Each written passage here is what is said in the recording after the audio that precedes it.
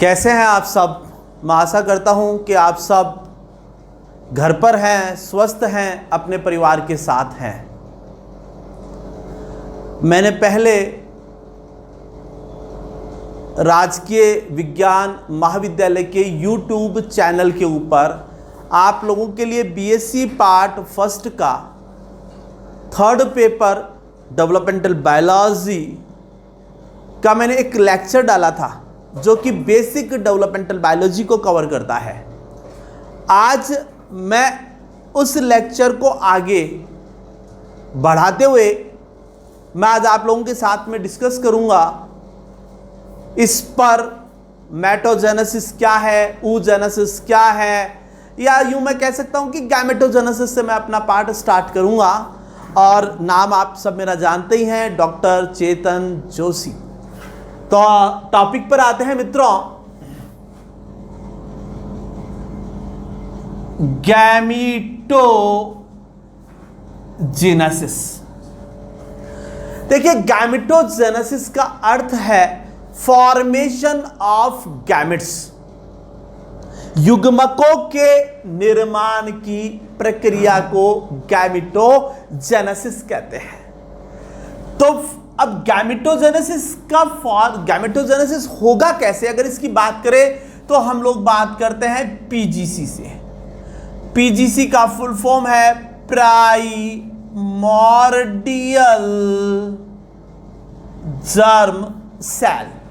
Primordial germ cell से gamete का formation होता है, गैमेट्स बनते हैं। तो पीजीसी से गैमेट्स का बनना गैमेटोजेनेसिस कहलाता है। यहां पर हमें कुछ कंसेप्ट दिमाग में रखना पड़ेगा कि जो पीजीसी सेल्स हैं ये डिप्लॉयड होती हैं। अब इन पीजीसी कोशिकाओं में यहां पर मियोसिस होता है, अर्धसूत्री विभाजन होता है। इस अर्धसूत्री विभाजन के परिणाम स्वरूप यहां पर गैमेट्स का निर्माण होता है और ये गैमेट्स हैप्लॉइड होते हैं।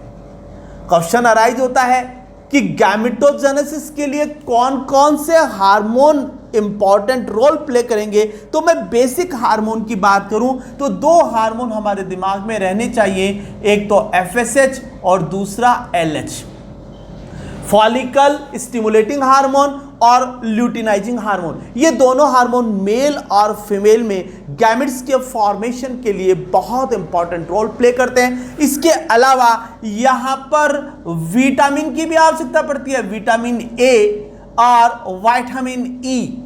ये वो दो विटामिन हैं जो गैमेटोजेनेसिस के लिए उत्तरदायी होते हैं।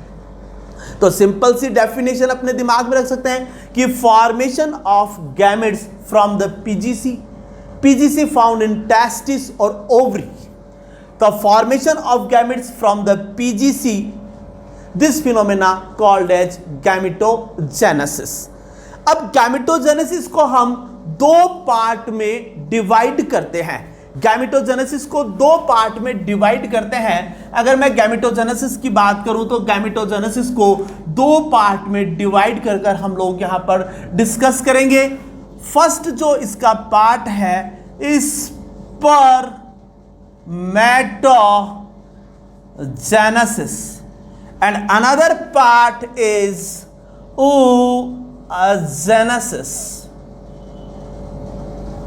स्पर्मेटोजेनेसिस प्रोसेस जो है वो मेल के केस में पढ़ेंगे, oogenesis का जो प्रोसेस है वो हम लोग फीमेल के केस में पढ़ेंगे। अब मैं अपना जो मेन जो इसका पार्ट जो मैं अभी स्टार्ट कर रहा हूं इस पर मेटोजेनेसिस पर हम आते हैं। इस पर मेटोजेनेसिस देखिए फ्रेंड्स, इस पर मेटोजेनेसिस की बात करें तो फर्स्ट ऑफ ऑल इसकी डेफिनेशन देखते हैं कि स्पर्मेटोजेनेसिस क्या है।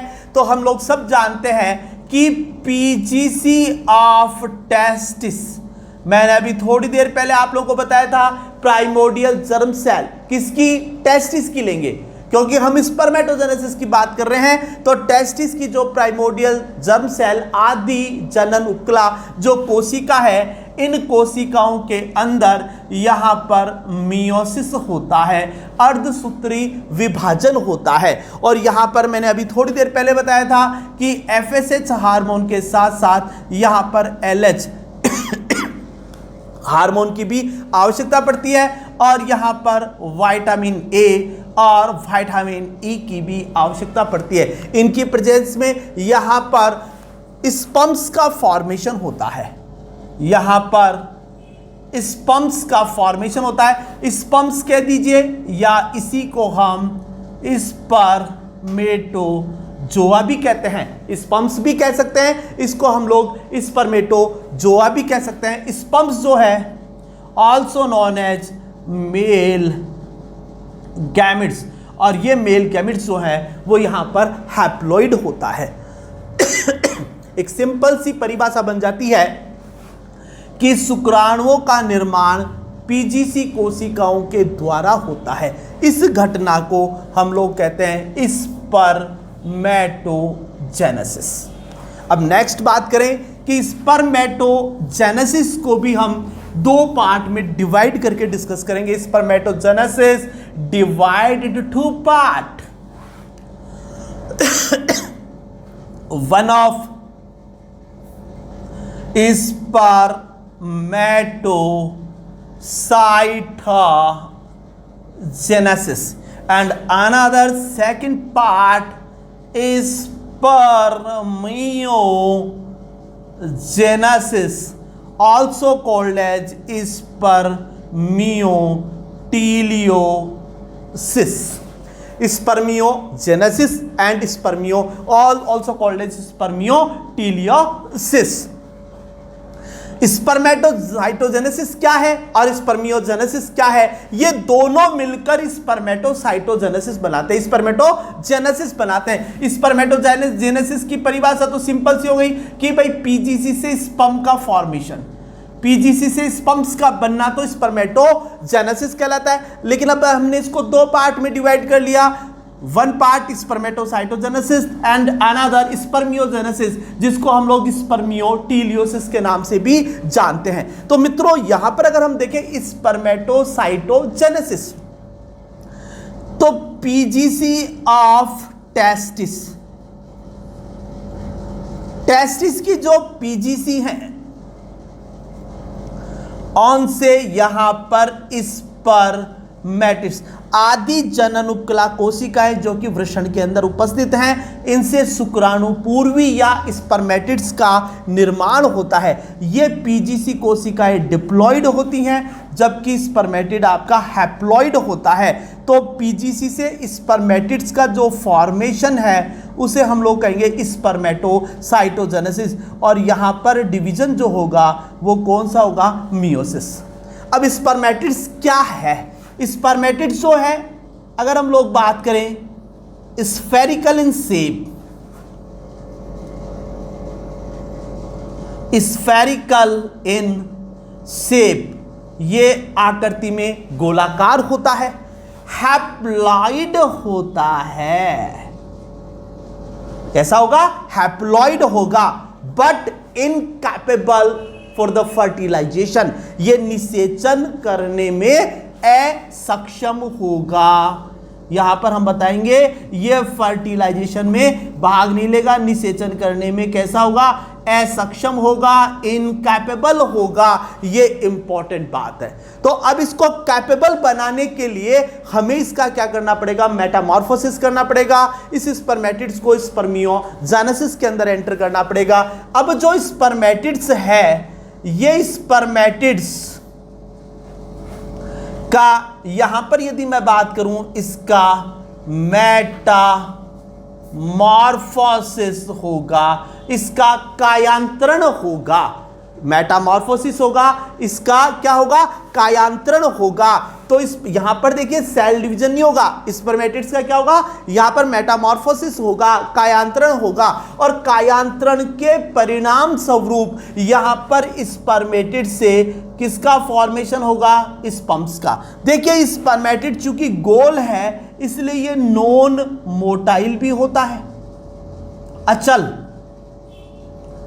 अब स्पर्मेटिड जब इसमें मेटामॉर्फोसिस हो गया तो स्पर्मेटिड से स्पर्म का जो फॉर्मेशन है उसके लिए वर्ड यूज करेंगे हम लोग, क्या यूज करेंगे टर्म, स्पर्मियोजेनेसिस या स्पर्मियोटीलियोसिस। तो formation of sperms from the spermatids called as spermiogenesis और स्पर्मियोटीलियोसिस, और formation of spermatid from the PGC of testis called as spermatocytogenesis.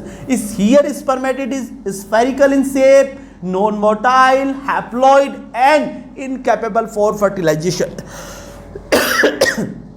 Spermatid का मेटामॉर्फोसिस हुआ, स्पर्म बना,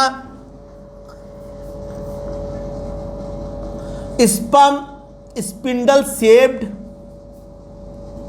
और यदि मैं मनुष्य की बात करूं, ह्यूमन की बात करूं तो ये स्पून शेप्ड होता है।